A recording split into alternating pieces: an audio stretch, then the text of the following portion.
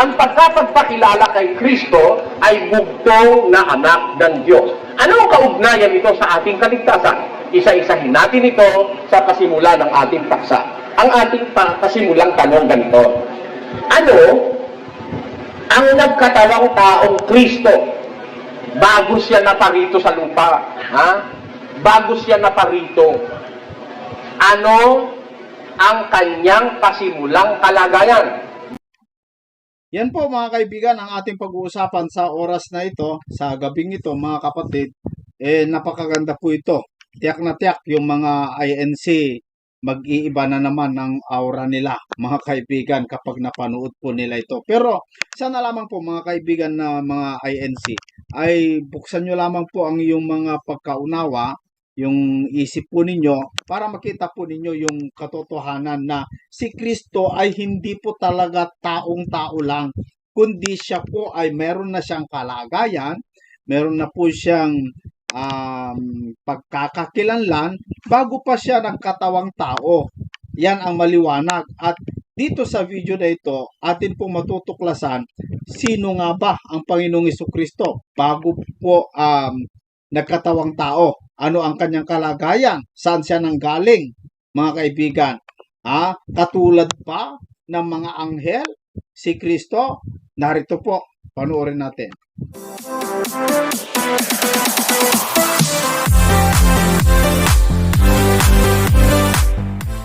Bago siya naparito. Tatandaan niyo yung tanong, naparito. Pag ginagamit yung salitang naparito, may pinanggalingan. Yes. Iba yung tumubo rito kaysa sa naparito. Naintindihan niyo ba mga kapatid? Para huwag kayong madaya ng iglesia ni Manalo. Iba yung naparito kaysa sa tumubo dito. Pakinggan nyo, sa isang talata ni Juan, ganito ang ating mababasa sa Kapitulo 6, at ang versikulo ay 38. Sapagkat bumaba ako mula sa langit. Tatandaan niyo talata. O kayo naniniwala din sa mga paliwaliwanag ng pastor, dal. Yung talata ang tandaan niyo.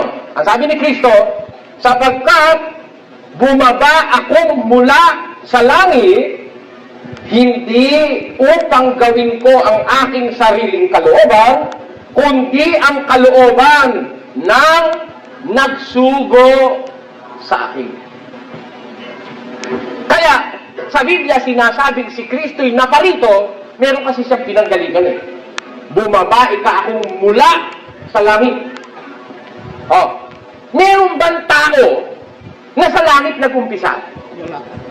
Meron ba? Tingnan niyo kung saan galing ang tao.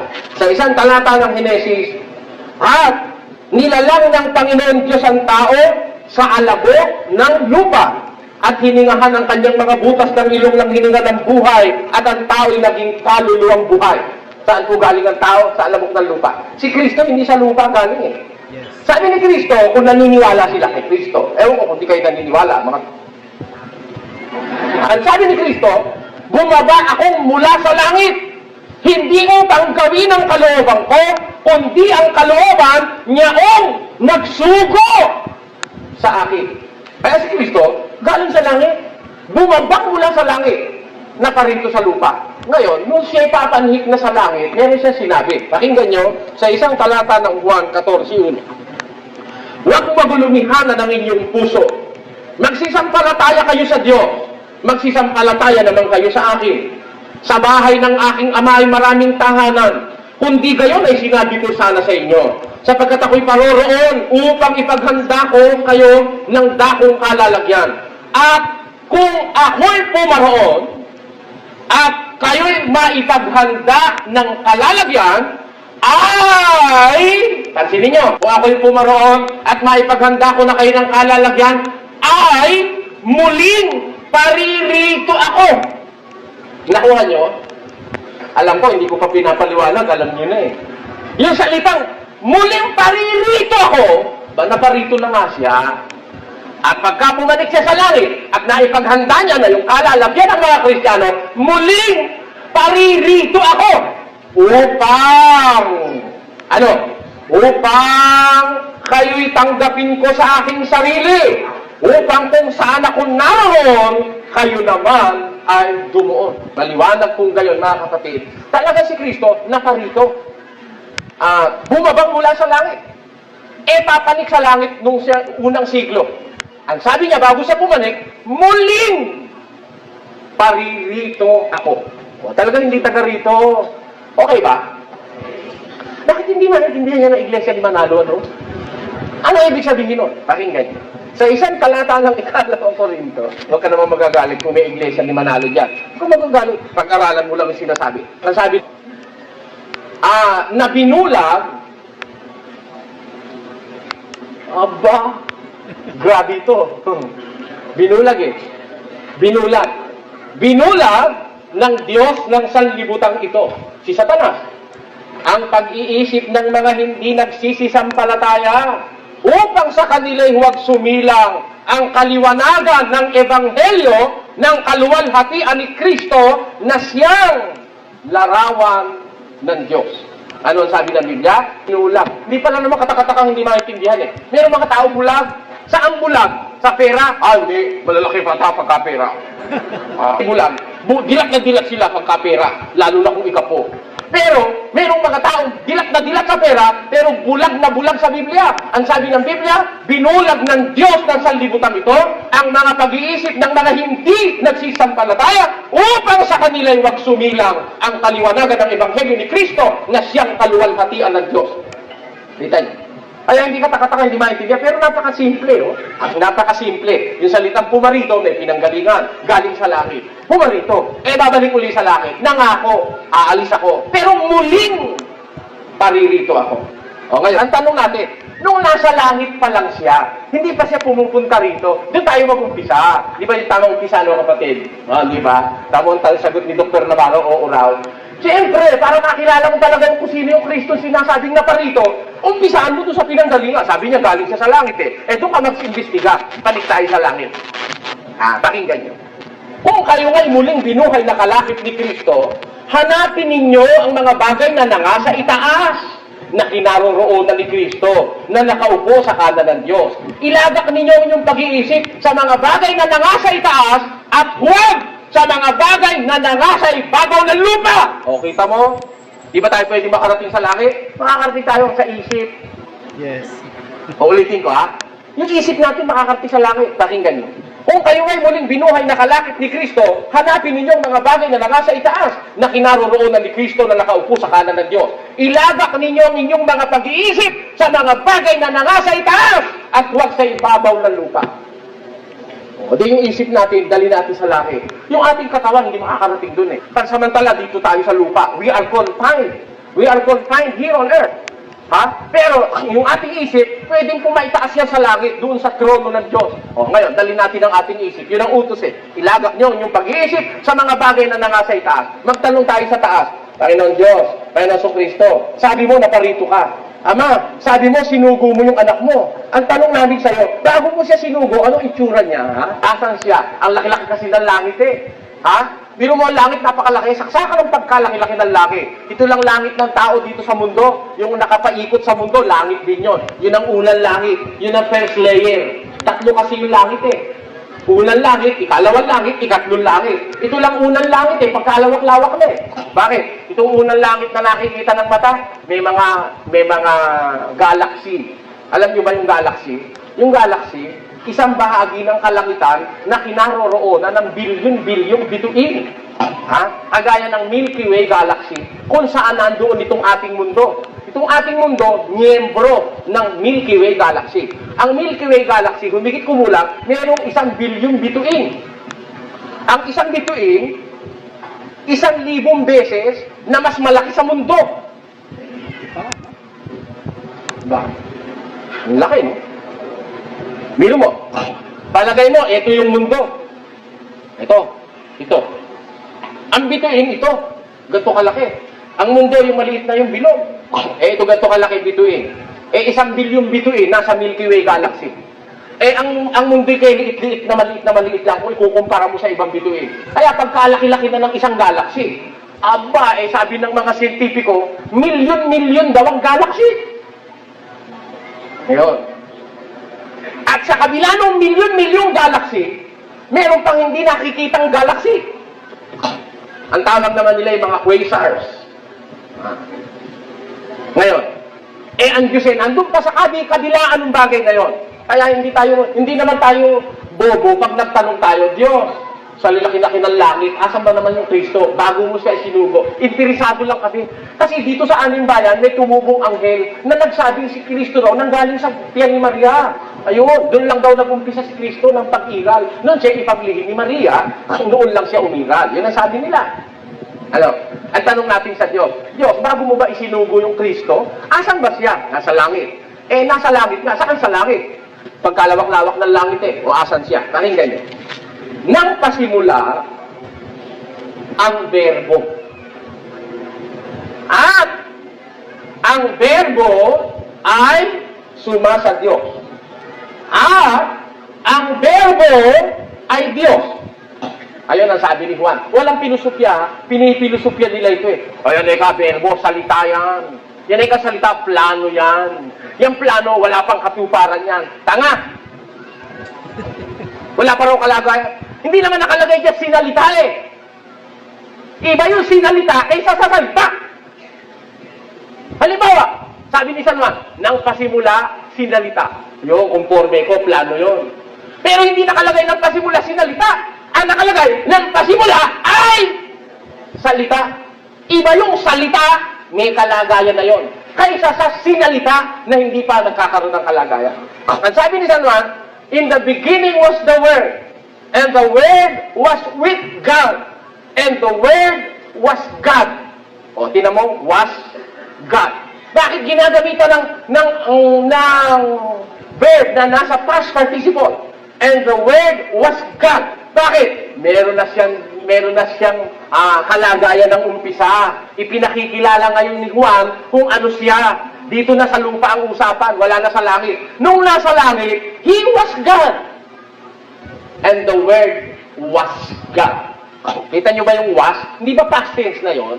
Pag-uusap kasi, presente. Nung ipinakikilala siya ni Juan, present ngayon. There was sometime in the past, ang sabi ni Juan, in the beginning was the Word, and the Word was with God, and the Word was God. Ayun.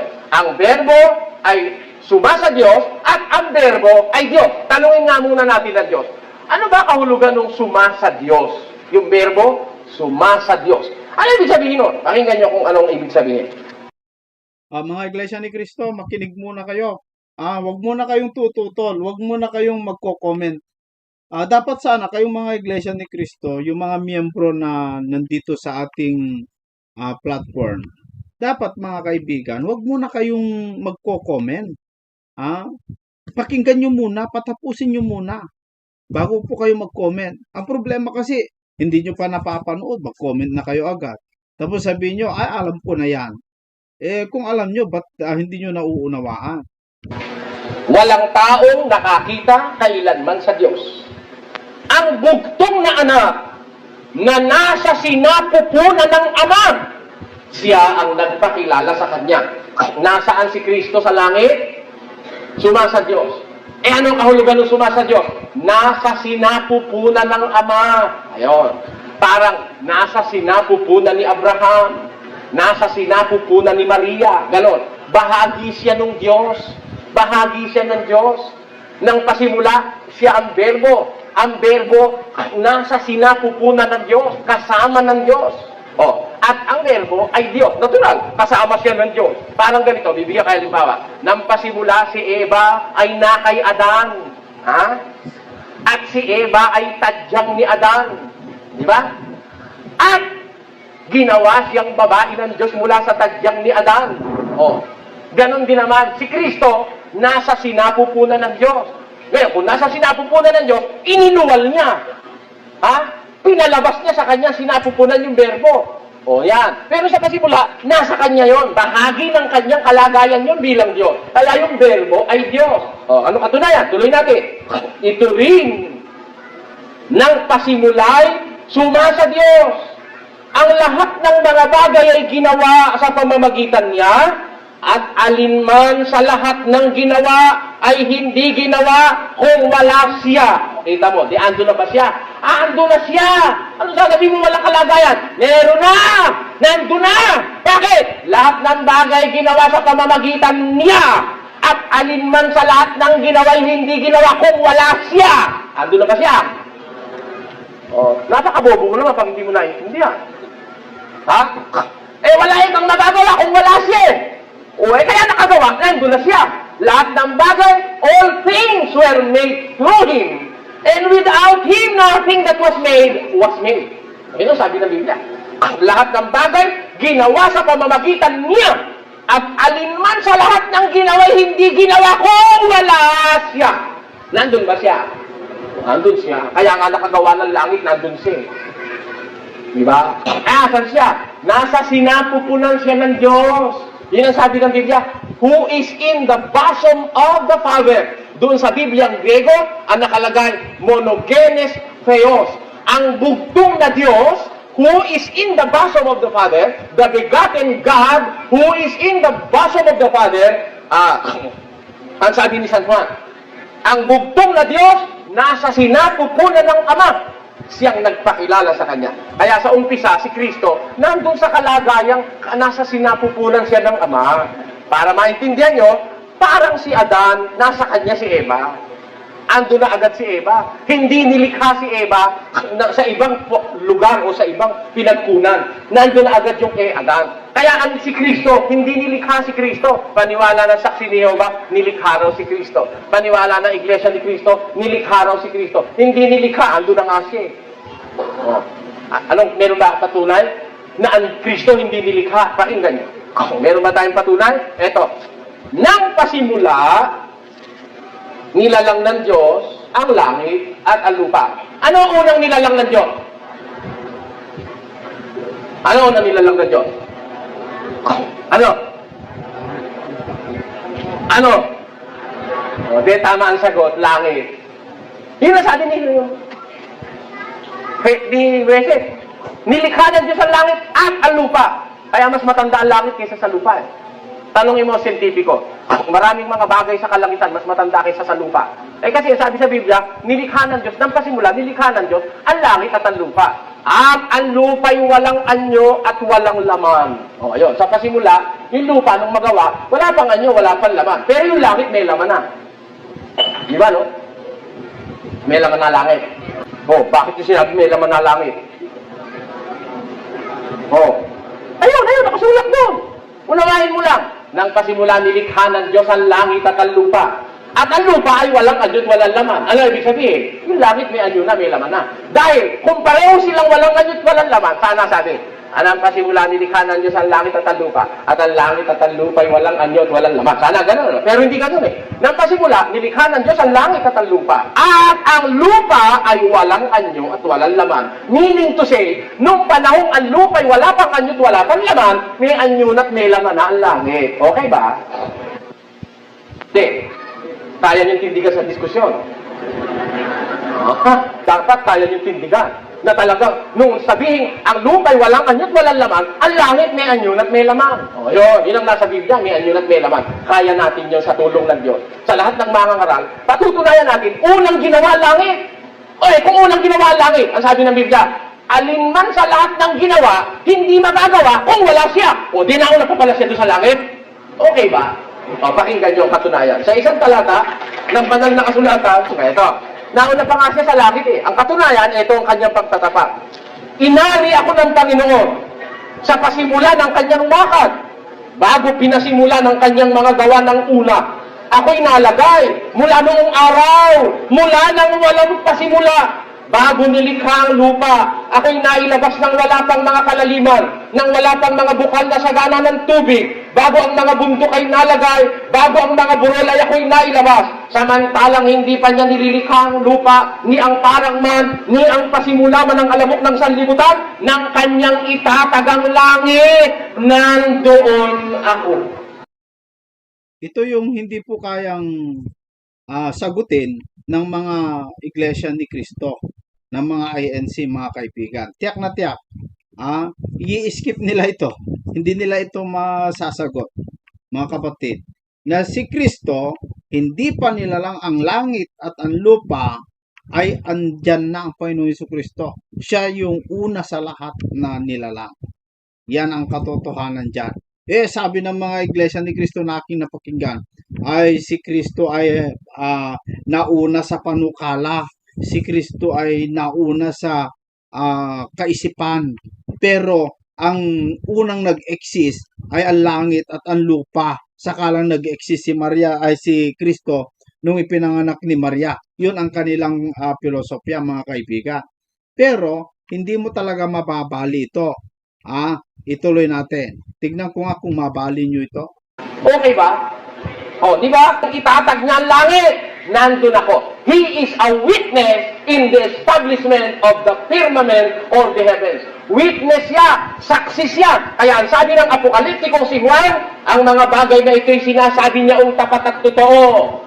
Ng saksing tapat. Ng pasimula ng paglalang ng Diyos. So, kita mo, si Kristo ang saksing tapat, nakasaksi ng pasimula ng paglalang ng Diyos.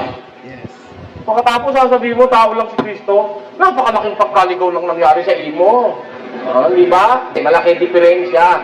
Nag-umpisa sa langit, nasa pupunan ng Ama. Ang tawag ng Biblia, Berbo. Ang Berbo, sumasa Diyos, nasa sinapupunan ng Ama. Tapos, ang Berbo ay Diyos. Okay kayo, sabi niya, bumaba siya rito. Ang tanong natin, nung bumaba siya, paano siya bumaba? Para kumpleto detalya, paano po siya bumaba? Nung bumaba siya rito, pakinggan niyo kung paano siya bumaba. Sa 10 ng Ebreo, versikulo 4 hanggang 7, ganito ang sinasabi ng kasulatan. Sapagkat di maaari na ang dugo ng mga baka at mga kambing ay makapag-alis ng mga kasalanan. Kaya, pagpasok niya sa sanglibutan ay sinasabi, kain at handog ay hindi mo ibig, ngunit isang katawan ang sa akin ay inihanda mo. Ayun. Kain at handog, hindi mo ibig, ngunit isang katawan ang inihanda mo para sa akin. Ang wika ni Kristo sa hula, ipinaghanda pa na siya ng Diyos ng isang katawan eh. Ano ngayon nasabi? Nang magkagayo'y sinabi ko, narito, ako'y pumarito sa balumbo ng aklat na nasusulat tungkol sa akin, upang gawin, O Diyos, ang iyong kalooban. Kaya pala, pagparito niya, ipinaghanda siya ng Diyos ng isang katawan. Anong klaseng katawan?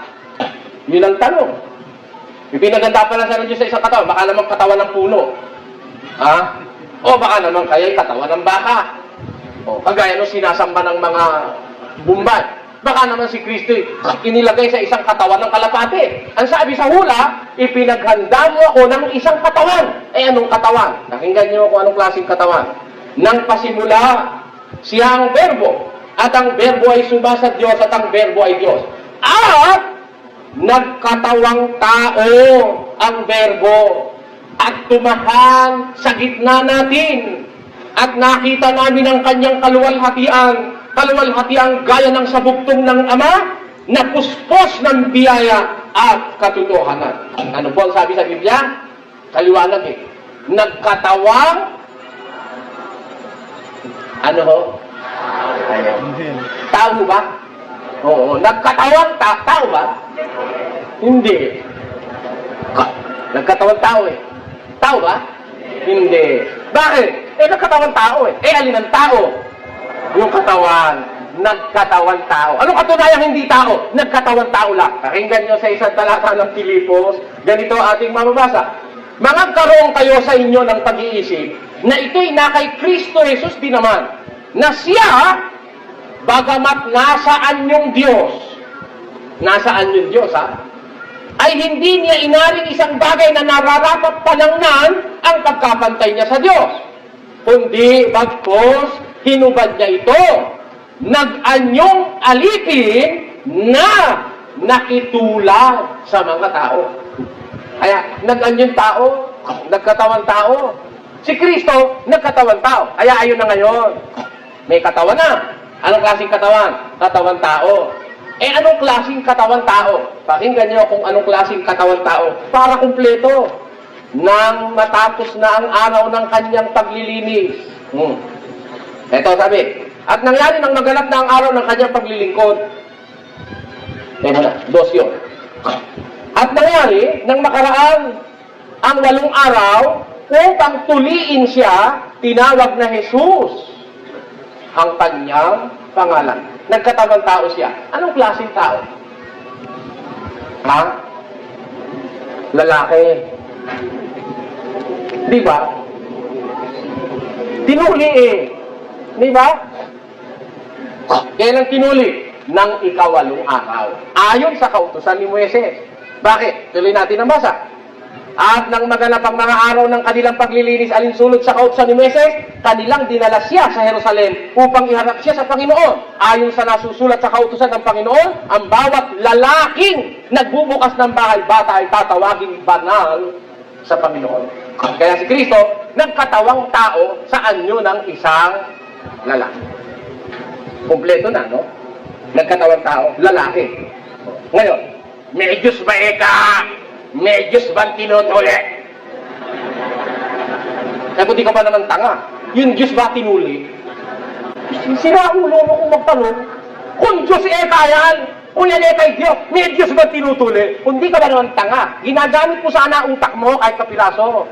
Bakit? Alin ba tinuli? E di yung katawang tao. Hindi naman yun ang Diyos eh. Ang nagkatawang tao nga eh. Ano ka ba, Padre? Mag-isip-isip ka. Eh, kaya mali-ari. Bakit mali? Kasi paano, isipin mo nga. Ha? Sinabi na nga ng Biblia, may Diyos ba ikang tinutuli? Merong tinuli, hindi ang Diyos. Yung verbong Diyos, nagkatawang tao. Alin ang tinuli? Yung katawan. Simple naman, kapatid. At di mo maintindihan. Pero may ikang Diyos na nauuhaw. Eh, alin ba nauuhaw? Eh, di yung katawan.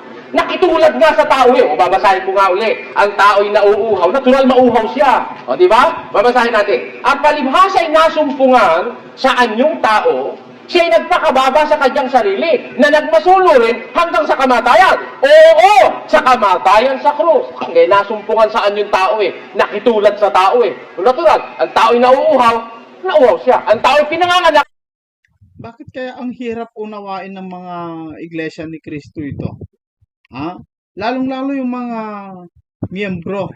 Bakit ang hirap nilang unawain? Di bali yung mga ministro kasi alam na nila ito, kaya lang tinitindigan na lamang po nila yung kanilang doktrina. Pero yung mga miyembro, bakit kaya hindi nila naunawaan? Bawal ba sa inyo magbasa ng Biblia, mga kaibigan, miyembro ng Iglesia ni Cristo? Bawal ba sa inyo, mga kapatid, magbasa ng Biblia para makita man lamang ninyo sana yung katotohanan na si Kristo ay hindi galing sa lupa kundi galing sa langit, at hindi po siya tao sapagkat ang tao ay galing sa lupa? Mga kaibigan, Pinanganak siya. Ang tao'y napapagod, napagod siya. Ang tao'y namamatay, namatay siya. Alin ang namatay? Yung katawang tao, hindi yung berbo. Kita mo lang. Ngayon, di yan nasa sinapupunan ng Ama, no? Bago siya nagkatawang tao, bago siya naparito sa lupa, nasa sinapupunan siya ng Ama. Ang ating tanong ano ginawa ng Ama sa kanya? Ito hindi pinaglilingkod ng iba di si Kristo nasa sinapupunan ng Ama. Akala nung iba, si Kristo, kaya anak ng Diyos dahil pinanganak sa lupa ni Maria. No! Si Kristo'y tinatawag sa Biblia ang anak ng tao dahil ipinanganak siya ng tao. Bakit naman siya tinatawag na anak ng Diyos? Basa. Pakinggan nyo sa Hebreo 5:4 hanggang 5, sapagkat sino man ay hindi tumatanggap sa kanyang sarili ng karangalang ito, liban na kung tawagin siya ng Diyos na gaya ni Aaron. Gayon din naman si Kristo ay hindi nagmapuri sa kanyang sarili upang maging dakilang saserdote, kundi yaong sa kanya'y nagsabi, ikaw ay aking anak. Ikaw ay aking naging anak ngayon. Meron pala nagsabi sa kanya, hindi niya sinabing basta, ako anak ng Diyos. Hindi niya basta pinangahasan yun, ako anak ng Diyos. Para si Aaron, hindi si Aaron nagsabi, ako sugo ng Diyos. Hindi sinabi ni Aaron yun. Ang nagsabi nun na sugo siya ng Diyos, ang Diyos mismo. Malibang tawagin siya ng Diyos gaya ni Aaron. Kaya si Aaron, hindi siya nagboluntaryo, ako man of God. Si Aaron di ganon. Hindi siya presentado alsado na, ako sugo. Hindi. Hindi siya nagsabi sa sugo, kundi yaong sa kanya'y nagsabi. Yung Ama. Gayon din naman si Kristo. Hindi siya nagmapuri sa kanyang sarili para siya maging dakilang saserdote, kundi yaong sa kanya'y nagsabi, ikaw ay aking anak. Ikaw ay aking naging anak ngayon. Kailan yun ngayon? Pakinggan nyo, sa isang talata ng Hebreo pa rin. 1:5. Sapagkat kanino sa mga anghel sinabi niya kailanman, ikaw ay aking anak. Ikaw ay aking ipinanganak ngayon. Aba, ipinanganak pala ng Diyos eh. Biro mo ang Diyos ang nanganak. Okay, pagka-iglesia ni Cristo ako usap po, abo, Soriano, nanganganak ba ang Diyos? Lalaki yun. Wala ba't naniwala ka pang may Diyos? Kaya nga Diyos eh. Di ba? Kaya nga Diyos, kung gusto niyang manganak siya. Bakit ano pakialam kung gusto niyang manganak? Yan, ang hirap sa inyo. Sinabi na ng Diyos, ikaw ay aking naging anak, ipinanganak. Ikaw ay aking ipinanganak ngayon. Ipinanganak niya eh. Hindi anak ng Diyos, siya mismo nanganak. Bakit? Dati kasi, nasa sinapupunan niya. Pinalabas niya. Kasi ang kahulugan ng ipinanganak, pinalabas from within. Nakita mo na? Sa Biblia, ang kahulugan ng ipinanganak, inilabas mula sa loob. Yun ang kahulugan ng pinanganak. From within, lumabas, ipinanganak. Anong katunayan? Pakinggan nyo. Sinasabi ko sa iyo, katotohanan, malibang ang tao'y ipanganak ng tubig at ng espiritu. Kita mo, kung yung tubig ay pwedeng manganak eh. Malibang ang tao ipanganak ng tubig at ng espiritu, hindi siya makakakita ng kaharian ng Diyos. Ano ba yung panganganak ng tubig? Yun ang bautismo.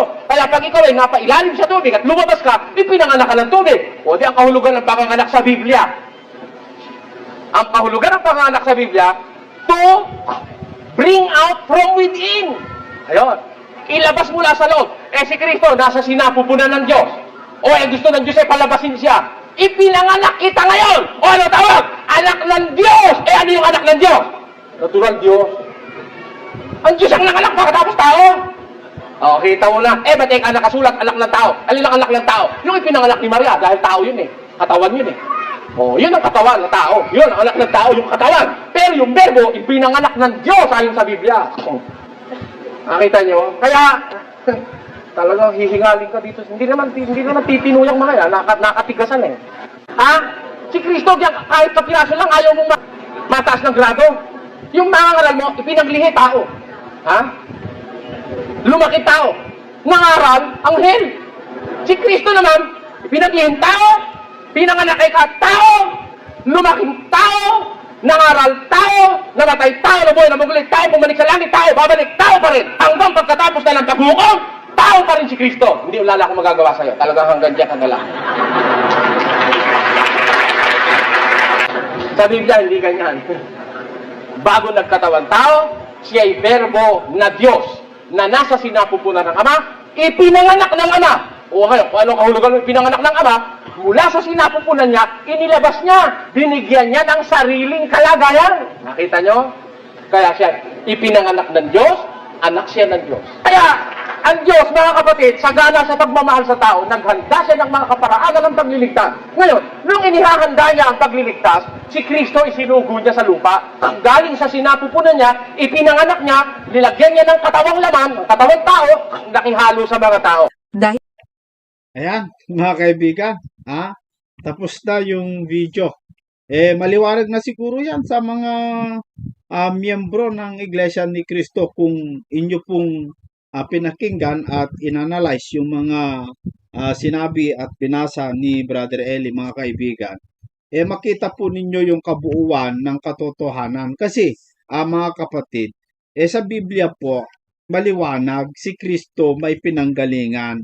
Yung sabi nila na panukala lang, hindi po panukala, mga kapatid, mayroon na po siyang kalagayan. Kasi sabi dito sa libro ng Juan, basahin po natin. Dito sa 6, sa versikulo 62, mga kapatid, nung hindi po mauunawaan si Kristo sa kanyang pangangaral, sabi ng mga Hudyo, matigas ang pananalitang ito, sabi nila. Sabi ni Kristo, mga kaibigan, kung hindi nila maunawaan ang kanyang mga pangangaral, Sabi niya, ano nga kung makita ninyong umakyat ang anak ng tao sa kinaroroonan niya ng una? Meron na po palang kinaroroonan si Kristo ng una. Ano yung kinaroroonan na ng una, mga kaibigan? Na dati, bago siya nagkatawang tao. Kasi sabi niya, ano nga kung makita ninyong umakyat ang anak ng tao sa kinaroroonan niya ng una? Sabi niya. Ano siya dati? Binasa po ng ating kapatid na Eli dito sa Juan 1:1. Ito yung dati niyang kinaroroonan, mga kaibigan. Dito sa libro ng Juan, Kapitulo 1:1, ito, nang pasimula. Siya yung pasimula Nang pasimula, siya ang verbo. O di verbo siya, salita. At ang verbo ay suma sa Diyos. At ang verbo ay Diyos. Ang verbo ay Diyos. Yung verbo daw, mga kapatid, dito sa 14, kung titignan natin, itaas natin ang basa, at nagkatawang tao ang verbo. O, di maliwanag. Nagkatawang tao. Bakit? Meron bang Diyos na natutuli? Meron bang Diyos na napapagod? Nakitulad nga nakitulad niya Kaya kung nakitulad lang, kung ano yung meron doon sa tao na ginaya niya, mangyayari din sa kanya. Kung namamatay, mamamatay din. Kung napagod yung tao na ginaya niya, di mapagod din siya. Wala namang problema doon kasi tao nga siya nagkatawang tao nga mga kaibigan, bakit ayaw niyong tanggapin? Hindi, wala naman tutol sa inyo na tao yung katawan niya, mga kapatid. Wala naman tutol. Pero sabi ko nga, mga kaibigan, si Kristo po, hindi mo maihahalin tulad na taong tao talaga.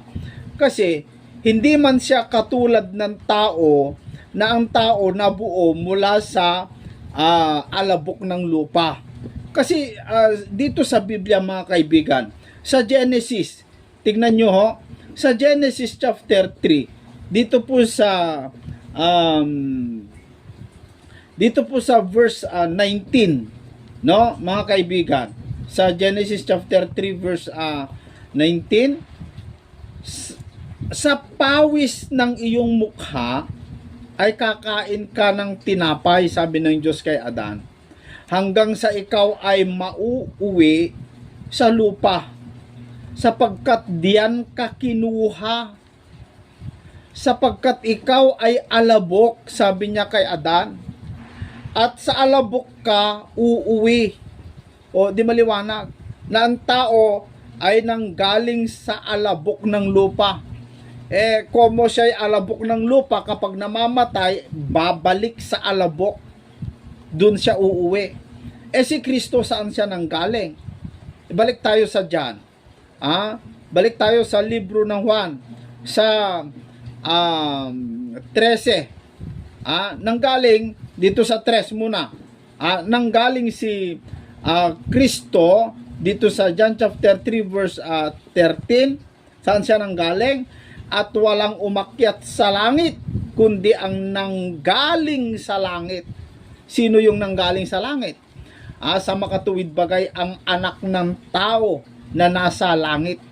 O di siya yung nanggaling sa langit, si Kristo. Mga kaibigan, baliktad din natin. 13 verse 3 naman. Ano naman ang sabi? Si Jesus sa pagkatalastas na ibinigay na ng Ama ang lahat ng mga bagay sa kanyang mga kamay. At siya'y nanggaling sa Diyos. At sa Diyos din paroroon. Sa Diyos siya nanggaling, inuluwal nga ng Ama iniluwal. Ipinanganak. Ayon sa sinabi ng kapatid Nelly, ipinanganak, iniluwal. Nanggaling sa Diyos. Como siya ay nanggaling sa Diyos, at sa Diyos din paroroon. Hindi nga nabulok yung kanyang katawan Hindi nga nabulok yung kanyang laman eh. Bakit? Kasi hindi naman kasi tao, mga kapatid. Kaya hindi po nahintay na nabulok. Sa ikatlong araw, nabuhay na. At yung katawan na yon, yun po yung na-glorified body para umakyat sa langit at hindi na naging tao kasi may katawang ukol sa lupa, may katawang ukol sa langit. Kaya yung katawan ni Kristo bumalik sa langit ay hindi na po katulad ng katawan ng tao. Katawang ukol sa langit na, mga kaibigan at mga kababayan. Yan po ang malinaw dyan. Yan po yung malinaw, mga kapatid. Hindi po tao. Bakit mo kasi sabihin tao? Tao yung katawan, pero yung pumasok doon sa katawan, hindi po katawan yun, hindi po tao yun. Yun ay espiritu na may pagka-Diyos. Kasi hinubad niya hinubad niya yung pagkapantay niya sa Diyos. Nung nahubad na, mga kaibigan, sabi ni Kristo, nung siya pabalik na sa kanyang ama, sabi dito po sa 17:24 ng Juan, mga kapatid, Ama, yaong mga ibinigay mo sa akin ay ibig ko kung saan ako naruroon, sila naman ay dumuon, kasama ko, sabi ni Kristo, upang makita nila ang kaluwalhatian ko na ibinigay mo sa akin. Kailan niya ibinigay? Sapagkat ako'y inyong inibig bago natatag ang sanglibutan. Ang linaw po, mga kaibigan, na meron na pong inibig ng Ama na Jesucristo bago pa natatag ang sanglibutan. Bago natatag ang sanglibutan, mga kaibigan at mga kababayan. Kaya si Kristo hindi po hindi po tao sa verse 5, at ngayon Ama, luwalhatiin mo ako sa iyo rin ng kaluwalhatiang aking tinamo sa iyo bago ang sanglibutan ay naging gayon. Meron na po palang tinamo si Kristo. Kung panukala lang si Kristo, Jason Matematico, kung si Kristo ay panukala lang, kaisipan, bakit meron siyang tinamo? Tinamo na kaluwalhatian mula sa kanyang ama. Wala pang sanglibutan, meron na siyang tinamo. Inibig na ng ama. Paano iibigin ng ama kung wala naman personalidad? Si Kristo, mga kaibigan.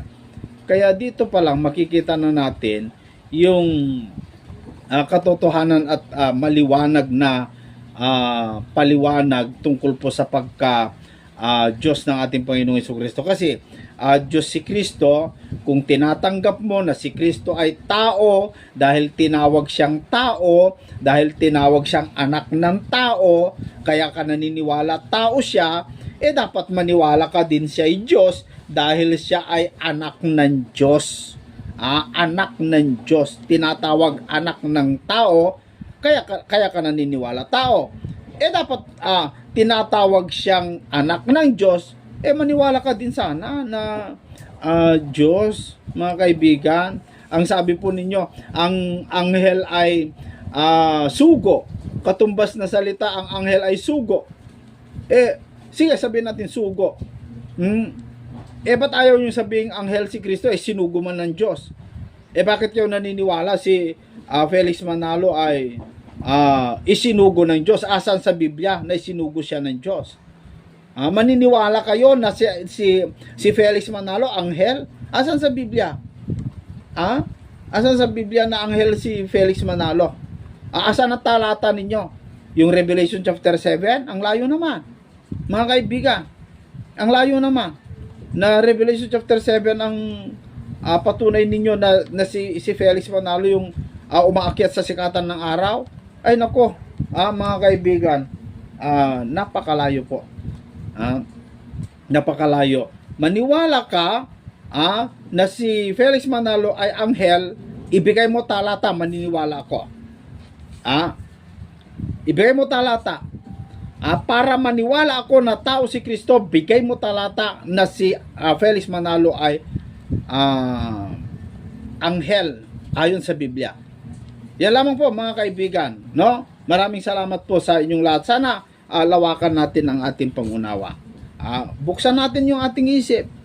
Hayaan natin na Diyos ang magpaliwanag sa atin. Mga kaibigan, hanggang sa muli po mga kapatid dito sa ating programang Expose the Truth. Kita-kita po muli tayo sa susunod na pagkakataon.